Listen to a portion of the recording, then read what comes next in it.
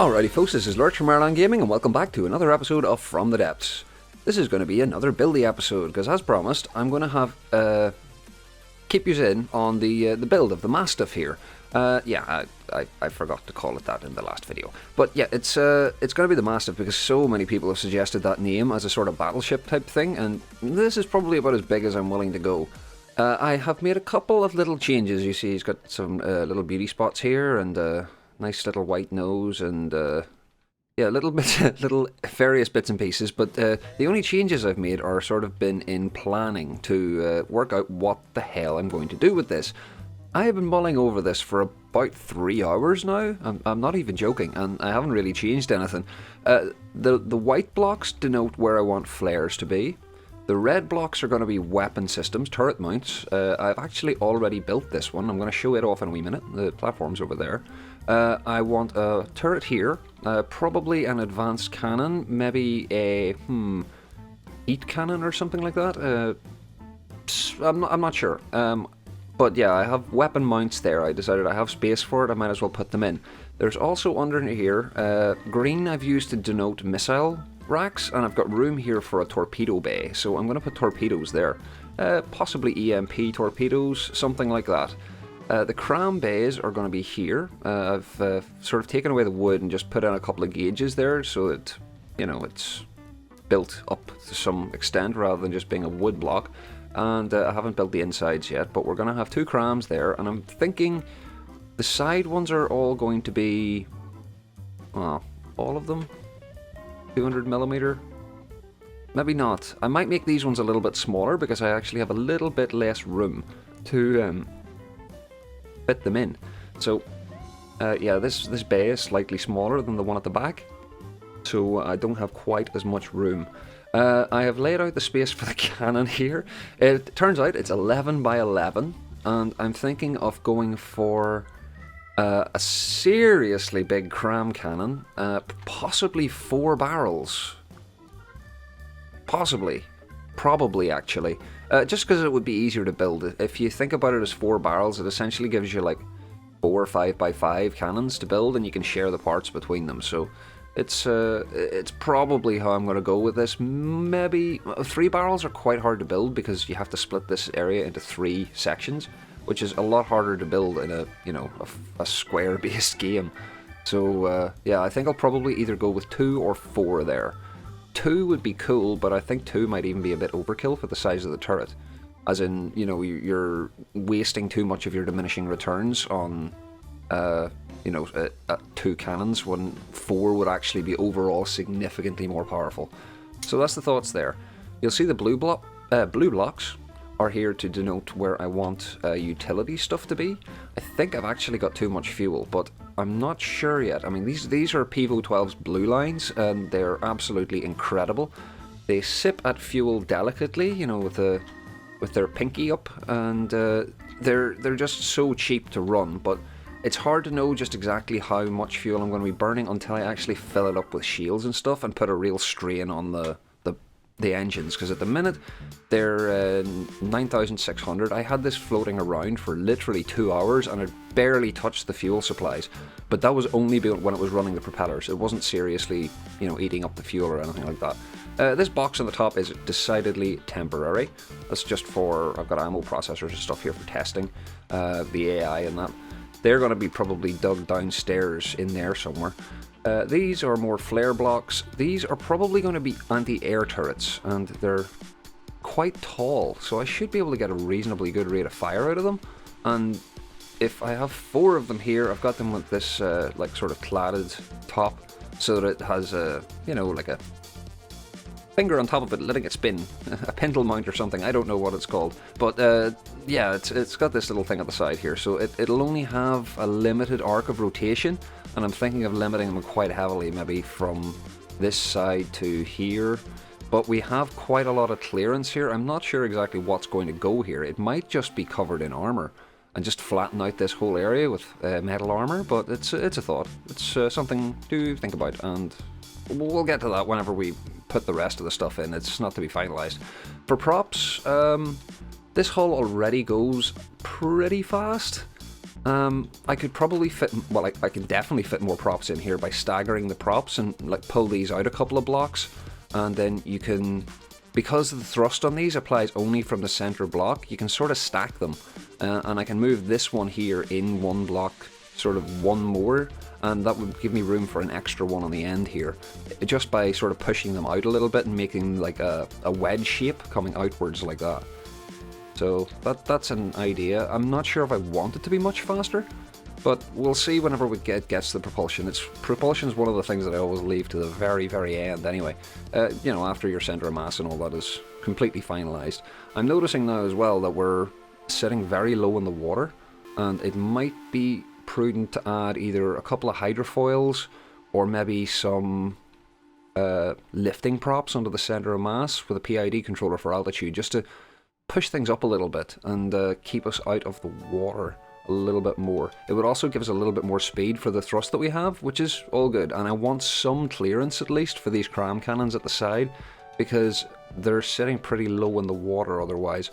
Although that's not necessarily a bad thing, because they're going to have to elevate to fire, so they could poke their barrels out of the water. I'm just worried that it might, if the drag starts happening based from the firing piece or from the end of the barrel, I'm not sure, and it might actually cause problems. So it's another thought, but we could very well be required to put hydrofoils and stuff on this, or anything at all to get it out of the water a little bit more, because I haven't started adding cannons yet, and they're extremely heavy, so that might be problematic. But yeah, let's go over to the platform here and have a quick look at the gun that I've built so far. And I'm just going to keep these all on one little platform for convenience. Eek! What have I done?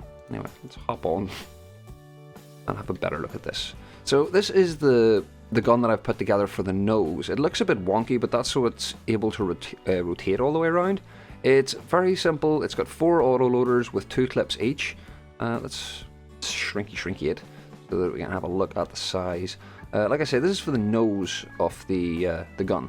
Very simple. It's a little AP cannon. I wouldn't go as far as calling it a minigun because it has a pretty low rate of fire. I've got it set to 250, and that's actually probably a little bit faster than what it's actually capable of firing at.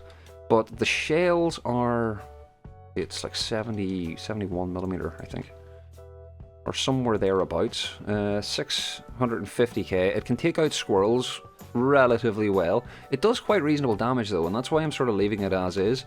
I'm using an AA mantlet because I'm not concerned in any way about resources for this build. It would probably be prudent to pull, you know, maybe I'll be a little bit more conservative, but nah, screw it. We've got loads coming in, and the Onyx Watch should be a nice provider of metal, and the vast majority of this build's price is in metal.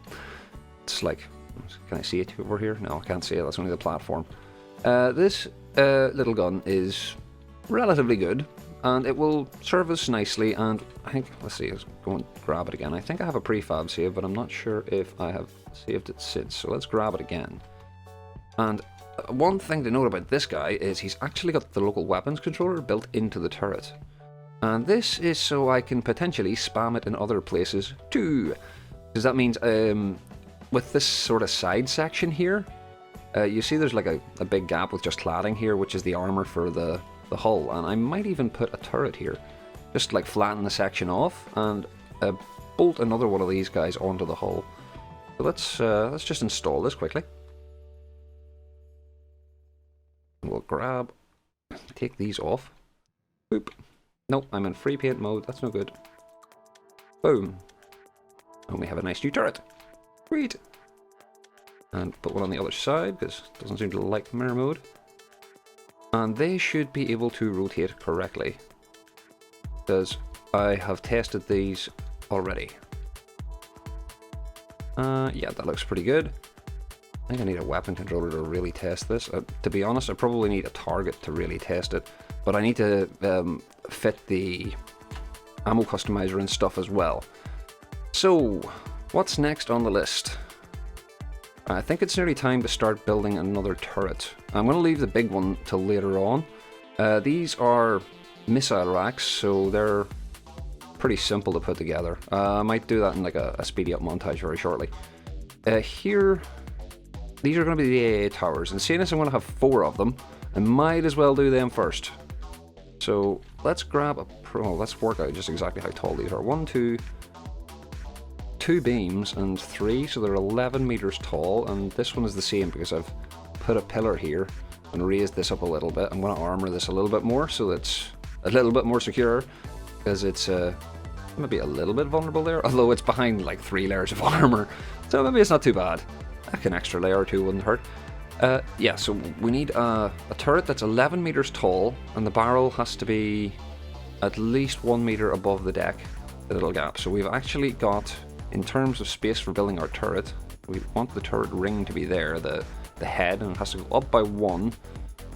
So we need that's going to be the space there. So we've got like 6 blocks per turret, which isn't really that much, but I should be able to get, actually no, 6 blocks is perfect, because that means I can get 2 belt-fed or 4 belt-fed autoloaders with 2 clips on each of them, which is quite a bit. That should serve us quite nicely. So let's cut here and go over to the platform, and I'm going to build that in a speedy up montage for you.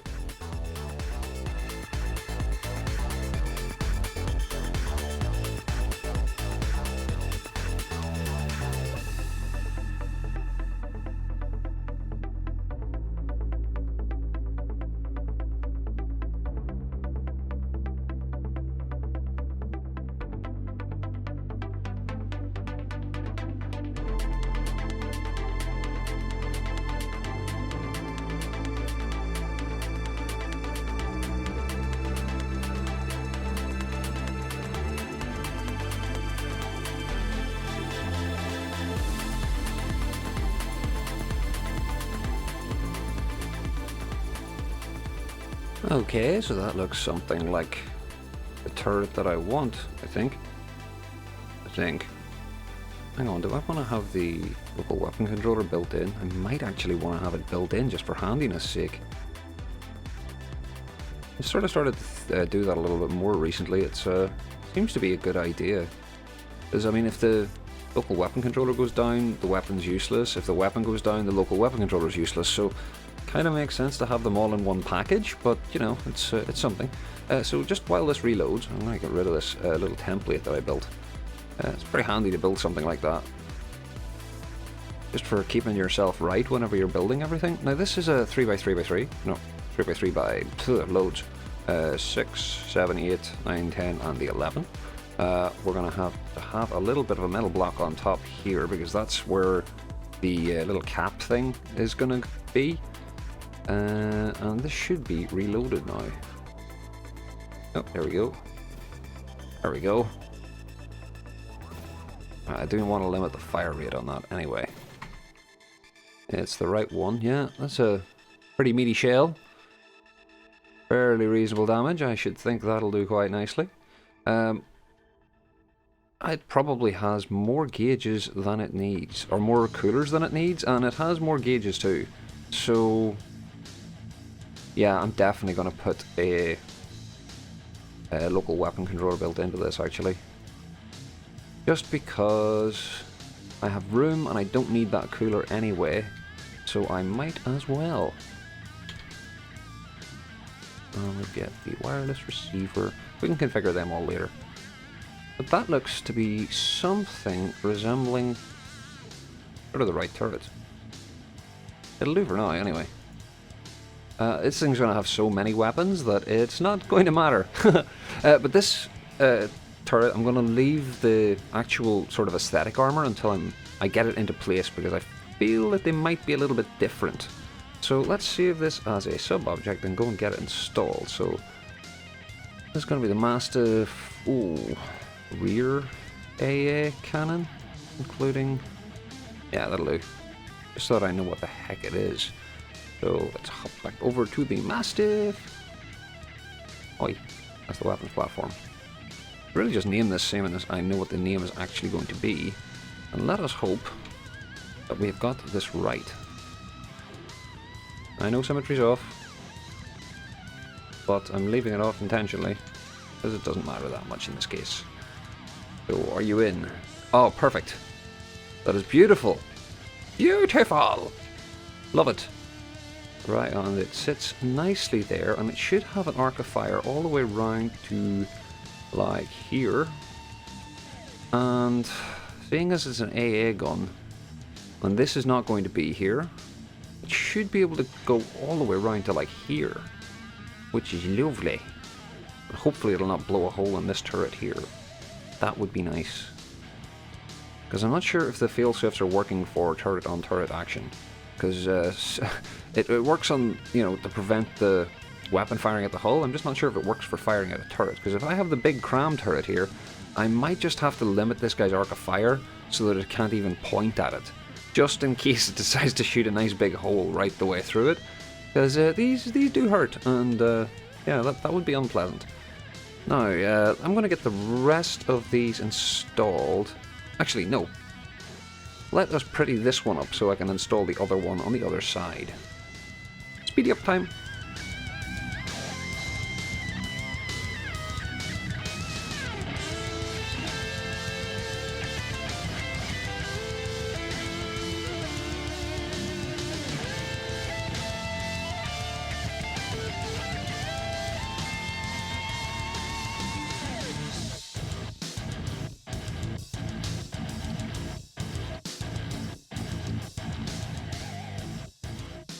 Okay, that kind of works for me. There's going to have to be a little bit more sort of decoration around the outside. I'll put a little lip here to, as long as it doesn't prevent it turning. I should be able to use this outside layer okay, and we can, I'll probably fill that in, make that metal, and this will probably get a little bit of decoration as well whenever I get this other turret in. But let's pop these other turrets in quickly. I need to resave this one for a start. Save sub-objects, Mastiff A rear, including local weapon controller.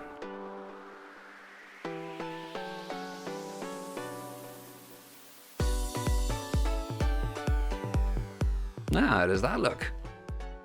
That's a nice start, I think. Let's turn the AI on, and we'll make this other platform go away, because these actually should have weapon control. Let's hop something in and see what it does. Something flying. Flying squirrels, they're always a good target. It's gonna work. They have no blast. Oh, it's not going to work. Although that volley did next to nothing. Isn't that beautiful? Let's just get an ammo customizer built. 1 second. Alright, so while I was whizzing around there, I found that the minimum accuracy hadn't been set to 0.5 either, it was still set to 2. So we're using this Sabot solid warhead body. Nice simple AP shell that I use in many AP guns because it just works, you know? And I'm lazy, and it saves me doing a whole pile of development just to find out how, you know, find another shell that works as effectively as that one. So I'm just going to use that one for now. And all of these are using the same shell type, which is lovely. Like I said, I think I'm going to make this a heat gun of some kind. Although I don't have very much room to make it that big. It might be sort of utterly crap. But I don't know. We'll have something. We'll have a decent variation in firepower. I could even actually make one of these into a heat cannon. Because I do have room for, you know, if I don't mind sacrificing my fire rate, I can put change some of the cooldowns to gauges and bump the gauge a little bit. We'll have 1500. Or we could maybe reduce the gauges and reduce the number of barrels. I don't know. We shall see. So yeah, what is next on the agenda? I think it's time to put some missiles in. But I'm going to cut here for a second, because this video is getting pretty long, and I want to just check how much footage I have. So I'll be right back. Alright, before we do anything else, I think it's time to do some testing. So let's get a couple of flying squirrels in, see what these guys do. You can't turn that way. Why can you not turn that way? Let's stick to the ship this time so it's easier to see what's going on. Oh, hello. Well, that guy's getting chewed up pretty bad. I do need to set a fire rate for these because they're kind of shotgunning. Geez, they've already taken the other one out as well. Nice. Well, oh, kablooey. That works. What do they do against something a bit bigger? Let's just go for broke here. Where's the Airy? Because it's got some meaty firepower, and we'll get to see maybe if it gets a chance to send anything back. Jeez. That's some pretty good firepower so far. Although these are belt fed, so they've already expended their ammo, unfortunately. It just can't do anything. You see our speed on the right there is about 13 meters per second. And like I said, I can put quite a lot more thrusters on our propellers, so yeah. I think we can get a little bit more poke out of her. Who knows? Maybe end up adding thrusters and stuff. Ooh, super fast. No, doesn't need it. But yeah, this is this is working really quite well. I like it. It's not doing a huge pile of damage, but those are their anti-air guns. I mean, the air doesn't come under the bracket of standard, weak to anti-air guns, anti-air. I might actually change up one of those to flak. I also find that low caliber frag shells, as someone has suggested, a couple of people have suggested them. Zorbald has said it to me a couple of weeks ago, and I still haven't looked at it, or still hadn't looked at it, and until someone else suggested as well. And I did have a quick look, and at low calibers, like 18mm, and that sort of is a range, up to about maybe 35mm, maybe a little bit higher. Frags are actually really good in high rate of fire cannons. They're really effective, do a lot of damage, and they don't get much diminishing returns. They're much better than HE at that, but you know, it's situational at best, to be honest. I don't think it's actually been hit yet. No, well, it has been hit, but minimal damage. Come on, hit me, hit me! Seriously? Oh, that's where it took a hit there. I just shrugged it off. Nice. Yeah, I'm pretty happy with the combat performance of this so far already. I mean, we've taken a couple of hits there, and they've just sort of darkened the armor a little bit. We'll have to take 2 or 3 concentrated blows in one area before it really starts to hurt us much. And we haven't even got shields yet. And we've still got... I'm probably not going to go absolutely mental with shields on this, because by the look of things, it really doesn't need them. But we might make serious use of them later on. Jeez, it's doing really well. Genuinely chuffed. Right, I'm going to quickly install some missiles. And I think then we'll wrap it up and continue the build in another episode. Ooh, that was a bad hit. But it was one of the cheapy guns. So, well, I say cheapy. They've got AA mantlets. Not that cheapy. I've went for the old ammo barrel at the front to detract fire, and it seems to be working quite well because of this little pin system. I've actually seen shots go through these gaps before, which is... it's quite nice, you know, just working as intended. And with a PID pitch thingy, I might actually be able to give it a bit of a roll, or a bit of a wobble vertically, so it would make them even harder to hit and harder to target, which is very nice. But yeah, I'm going to go and I'm going to get rid of this Eerie and start installing a quick missile system. These are going to be pretty big, I think. Probably EMP missiles. Yeah. Huge EMP missiles. So I'll be right back.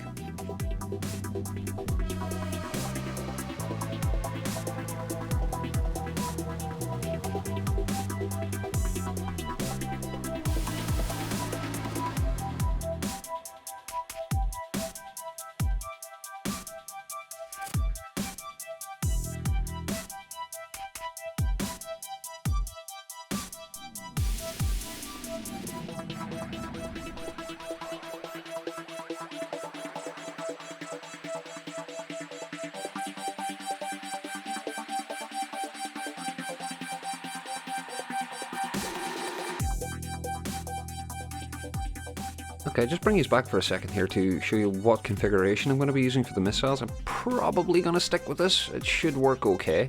The fins, I'm going to be using 2 fins, a variable thruster. I'm going to lower this a little bit to give me a bit more range, because I'm going to use the target prioritization card that I put in before to prioritize slower, larger targets. I'm going to use 3 fuel tanks. Mr. Game, excuse me. Absolutely not, because I clicked it by accident. Shush. And we have a camera for IR seekers. Now I want this target specifically for shields. So you can see we've got like particular random block, aim at hot things. Aim center of mass. I wanted to aim at the shields. And we've got... Damn it! Where's the camera? Give me the camera back. Aiming at shields, yes, thank you, silly game. End user error. And we have 4 EMP warheads, which should provide a reasonably decent bang, and infrared seekers, which are always nice. Well, not always, but, you know, tough. We have to use them for IR seekers, and it's really the best option in this case. So I'm going to assign this to all, and I'm going to save myself a placeholder. I've always got one placeholder thing set there, so I can actually, if I'm building things, holding E to stop the camera moving, I can always load the have a placeholder to load to the other side, you know, so if I've got 2 separate missile bays. But yeah, that's that done. So we have a quick EMP missile battery. I'm going to need an awful lot more of these. Let's just temporarily and give this a quick run, and we'll see if they work. So, what is a suitable target for that? Something that's not going to blow me completely out of the water instantly. Kingston should do. Oh, it's got hardly any shields, it's still good. Let's get a white flares basher. Yeah, bashers are okay. There you go, boys. Where are you going, boys? I forgot to add a 1 turn. Who's a silly boy? See, this is why we test things. Oh, it needs a 1 turn as well. That's daft. I haven't built missiles in ages. I should really have thought of that. We'll just stick it on here and assign that to all. Don't need to worry too much about this. And another 1 turn here. And assign that to all. Now they'll hopefully not be quite so silly. You know, like their creator. Turn that on. Let's get another basher on the go. Do not want to deal with a perforator. Guys. Okay, I think they're going in the right direction. Yeah. We're going to take a nasty hit there. Oh, jeez. Let's just see what sort of damage we're taking here. Holy crappo. Made quite a mess there. That was a big-ass volley of missiles, so some of ours got through too. And seemingly knocked out pretty much all of their shields. Yeah, look at that. Oh man, that's awesome. These things have loads of shields, and that just took the whole bloody lot out in one go. There's the AI off the top. All the shields gone from this side. You can see them starting to pop back up again. But that is absolutely awesome. I should probably get on this and make sure that it doesn't sink. Because it needs some sort of anti-missile system by the look of things. I might actually have to put a laser on it. Imagine that. Using a laser. Yeah, but it's getting wrecked at the minute because it's got no shields to deal with those bloody things. And I think this has got countermeasures as well. Has it got flares? Or is it just being silly? Basically right on top of me. Although we're making a nice mess of the underside. And these torpedoes? I don't know. No, don't. Off you go, son. Wants to take off like the other guys. This is a new Varmus. Wants to take off. Be a bird. I'll stick wings on it and some thrusters. Off he goes. A new airship. No, I'm not doing that. Not yet, anyway. Let me finish it first. But yeah, that's a sufficiently good combat test. I mean, that thing's... It's one of the expert level white flare ships, so we haven't got even half of our armament installed yet. Considering that makes up about half of it there on its own, whenever it does become a thing. Because that's a big thing. There is much room for things there. And we only have a couple of little guns, but, you know, like I say, I really hope you enjoy the episode. Any likes, subs, or comments are really, really awesome. I love hearing from you guys, and I read every single comment. As always, take it handy, and have a bloody good day.